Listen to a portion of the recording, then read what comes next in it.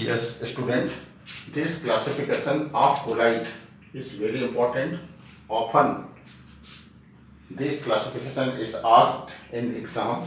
Even many of the questions can be found, okay, from the inside material of this classification.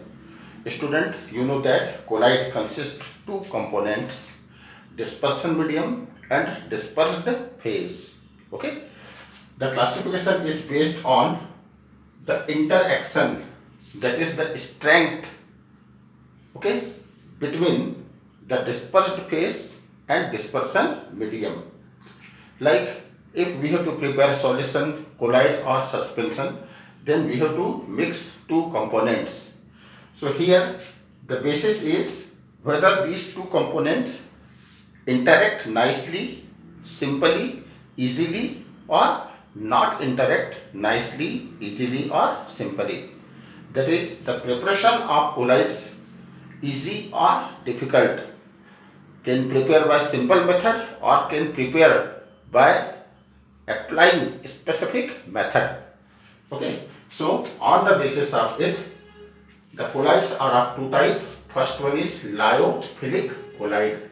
Student, here lyo, that is liquid, and there may be different type of liquid.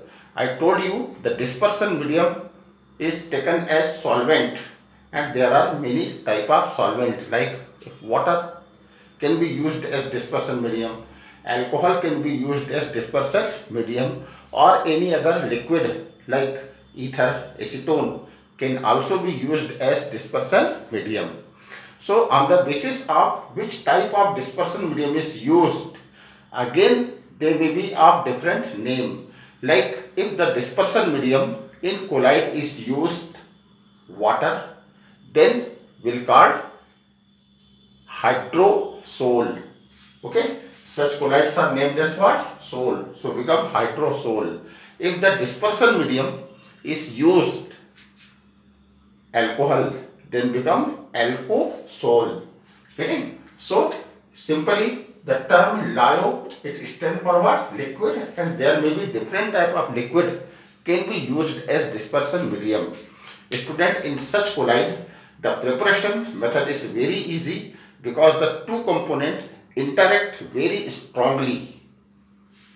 Okay, and being they interact very strongly, they can be prepared by simple method. That is, by simple, take the dispersion medium water and take the dispersed phase starch or gum and just stir it, you will get the colloid. Getting? These colloids have some specific properties, like these colloids are reversible in nature. Now the meaning of reversible, is that if the colloids are precipitated by applying any method, then the dispersion medium and the dispersed phase will separated. But again can be mixed by simple addition method. That is, can be prepared by simple method. Therefore, this is called what? Reversible in nature. But the very important thing is, being the two components interact very nicely, therefore the precipitation or coagulation is quite difficult. Getting? Example, the starch or gum or gelatin added in water. Second type of colloid is lyophobic. Lyo, that is again liquid, and the phobic means what? Heading.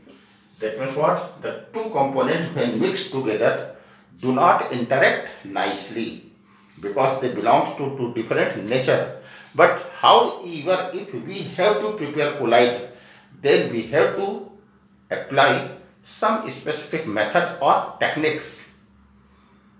Are you getting? Because the components are not interacting nicely. Okay? Simply they are called liquid heating colloid. These colloids are irreversible in nature. Why?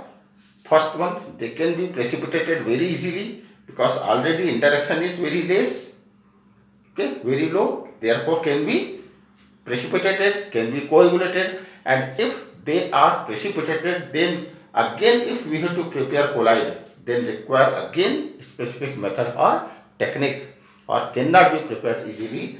Therefore, what we are saying, they are irreversible in nature. This question is generally asked, what is the meaning of reversible nature and what is the meaning of irreversible nature of colloid. Okay, in these colloids the particle size is little big as compared to lyophilic, getting, therefore can be coagulated or precipitated very easily. Example is metal dissolved in liquid or the metal sulfide dissolved in liquid. Metal or metal sulfide sometimes used as drugs, medicine. Okay, so therefore the preparation of these colloids require a specific method.